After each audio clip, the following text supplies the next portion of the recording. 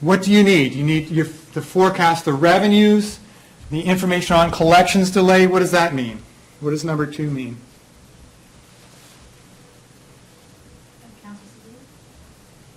You have to tell, what is the, what, I agree, it is accounts receivable. Like Medicaid payments? But Reimbursement? How long it takes you to collect on the account? right, so you bill Medicaid or Medicare on a particular day. You don't get paid the same day, you get paid later. So having information on this, from when the bill is generated to how long it's going to take your money to get your money, that is what is called a collections delay. And there's almost all, except for patients who pay with cash, which is very, very few of them, almost all healthcare organizations will have 99% of their revenue will be subject to collections delay. Forecast of purchases and payment terms. In other words, what kind of purchases would we be thinking about here? Give me an example of a purchase and a payment that would be later.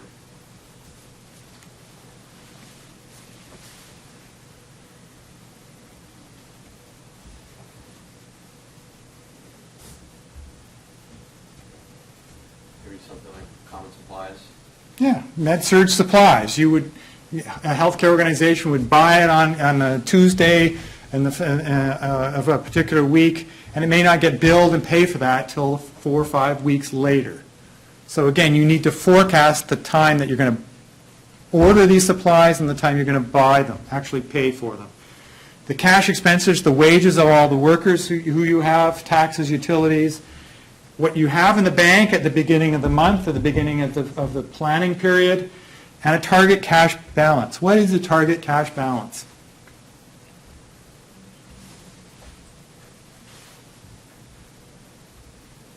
How much you try to keep in your accounts? And for what purpose? Why? The bills that you know you have coming and the ones that you're not expecting. Okay, so I know, that the one, okay, tell me more about the last one. So like if you have unexpected expenses, you want to keep some sort of like slush fund.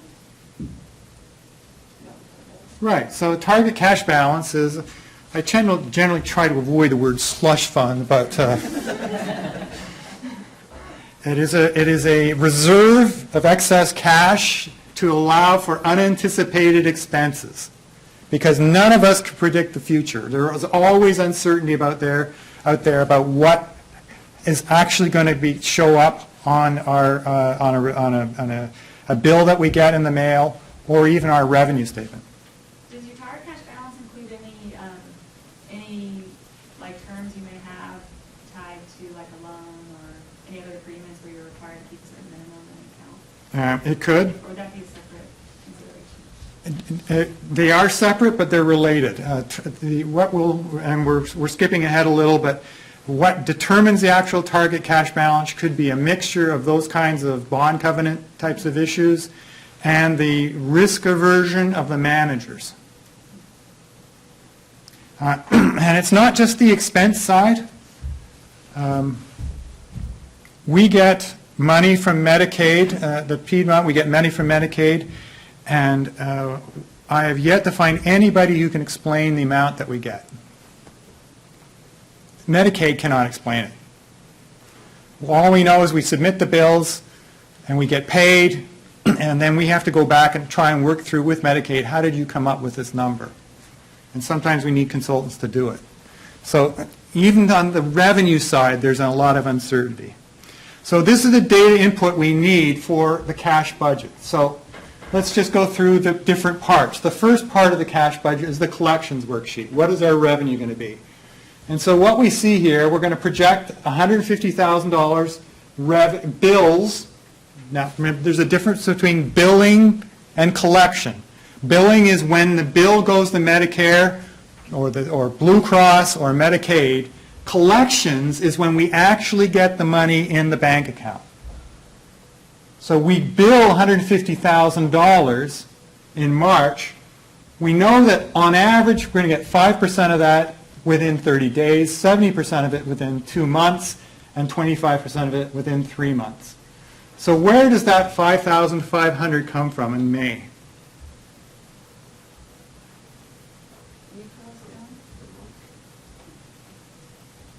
What two numbers are being multiplied to get $5,500 in the May column? 5% times the $110,000. Okay, why is that? Because we know that 5% of all that we bill, we collect in the same month. So in May, we billed $110,000. We're going to collect 5% of that, which is $5,500. Where does the $91,000 below it come from? 70% times?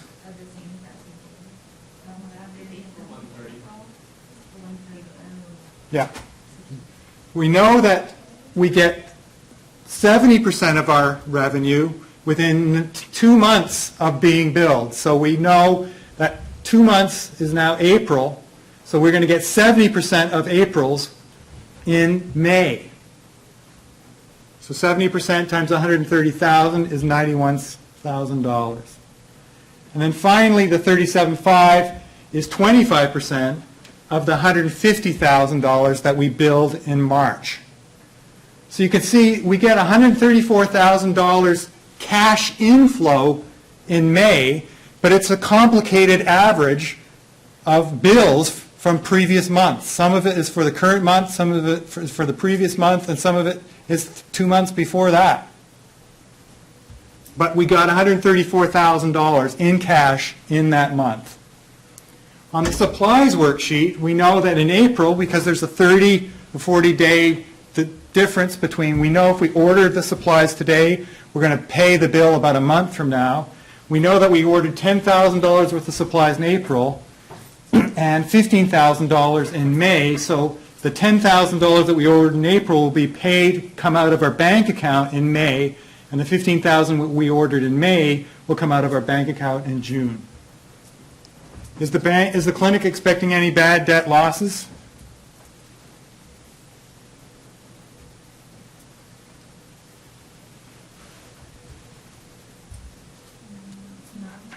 Why? That's correct. Why? Right, because the 70% plus 25% plus the 5% is 100%. So there are no bad debt losses in this example. And we'll talk about relaxing that assumption in a minute. So is the arithmetic here clear? Okay, so then we then put those two together and we talk about the net cash gain or loss. So the total collections, the total purchases, we have all the wages and salaries and others and so on. We have any payment for capital assets. We then have a net cash gain or loss for the month.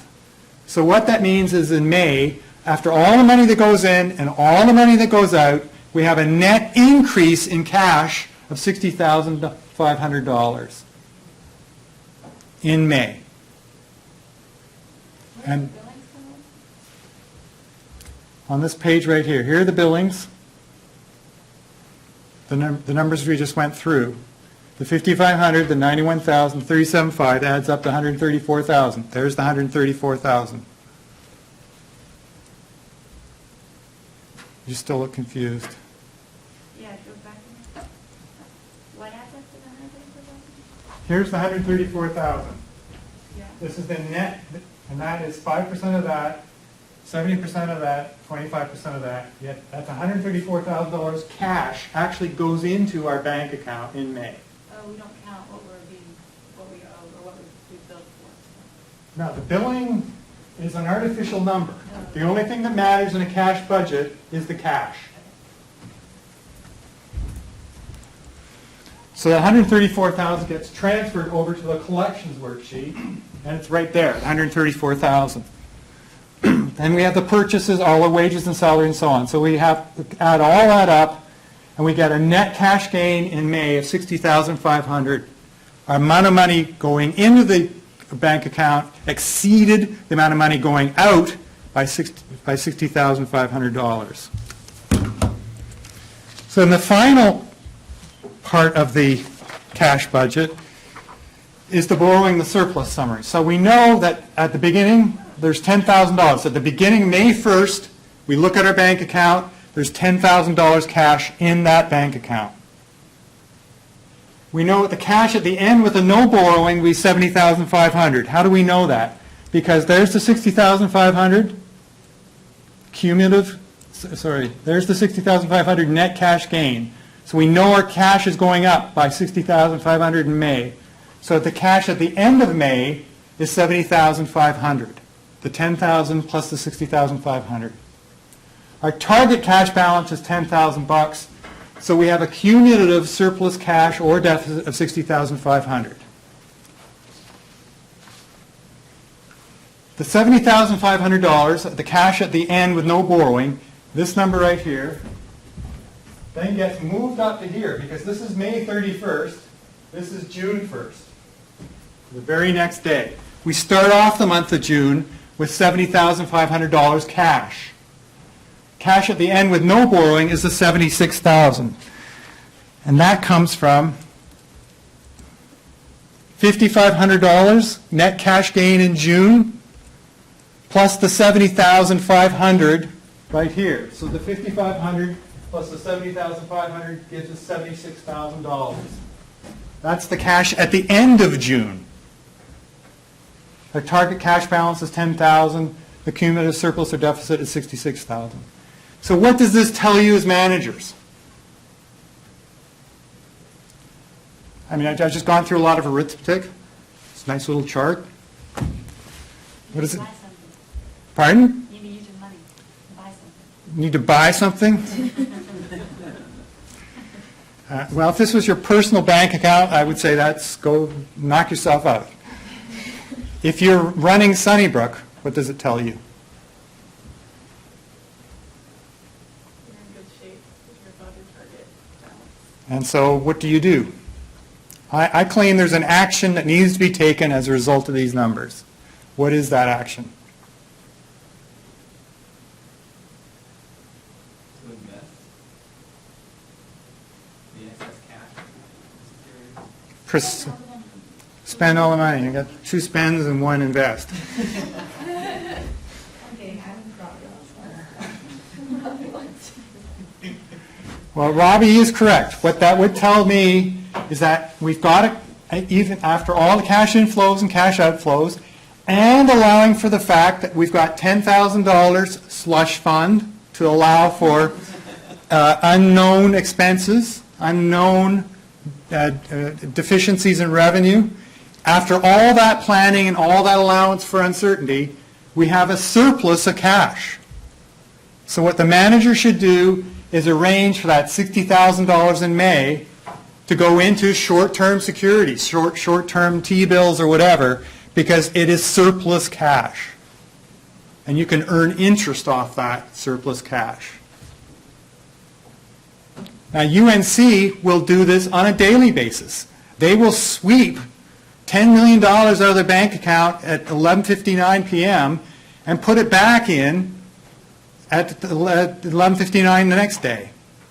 And they'll earn interest for those 24 hours. Because when you've got $1 billion, even at 3 or 4% interest rate, that interest adds up. Robbie?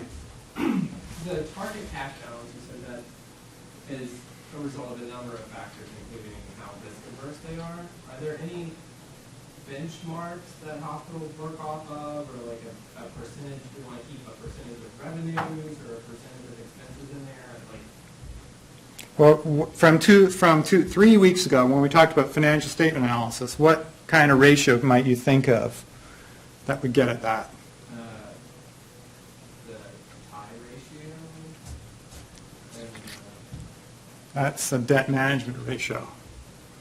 What about days cash on hand? So there are, for every kind of healthcare organization, you can find benchmark data on days cash on hand. So if you're you're way above what the industry average is, that probably tells the management team and the board that they're not investing enough of their surplus cash in short-term securities. Typically, it's more the other problem, which is we don't have enough cash on hand. Amy, did you have another question? And that was related to Okay. So the ultimate, the size of the target cash balance really does depend on the risk aversion and the financial practices of the organization. There's no formula. There's no algorithm to solve. It comes down to how much do I want to worry about not having enough cash. Should depreciation be excluded? No, it is a non-cash expense. The only thing that appears in a cash budget is cash. However, it does affect taxes, so if there's a tax effect, then it will be in the cash budget from a tax perspective. There's all kinds of other things that I haven't included, interest earned, grants and donations. For interest earned, you would add a line to the collection section because that would essentially be a different kind of collection. Interest paid, you would add a line to the payment section, and so on. Bad debts, the simplest way, what people will typically do is take their projected revenues without the billings without bad debt losses and then calculate it as a function of a percentage. So if you know we've got on average a 3% bad debt rate, you would take your projected revenues and multiply it by 0.97. And that will also lead to lower surpluses and higher borrowing requirements because essentially your net gain and loss for the month is lower. Net gain for the month would be lower, and again, that could then push you into a need to borrow.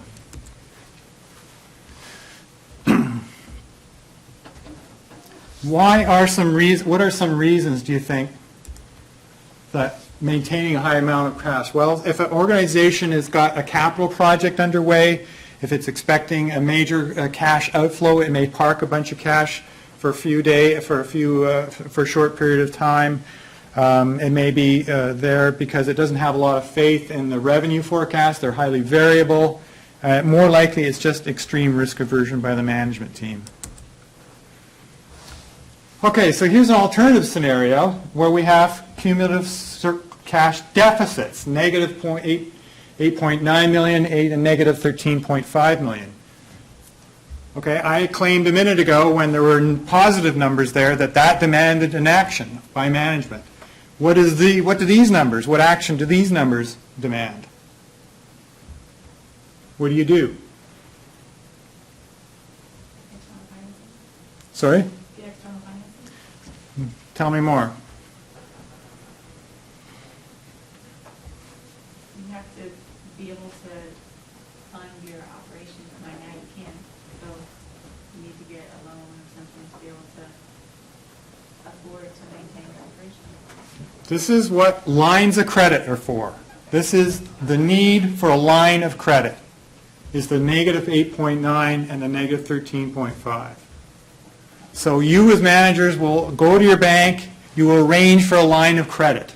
They will charge you a commitment fee, which tends to be sort of a fixed amount that you pay whether you borrow or not.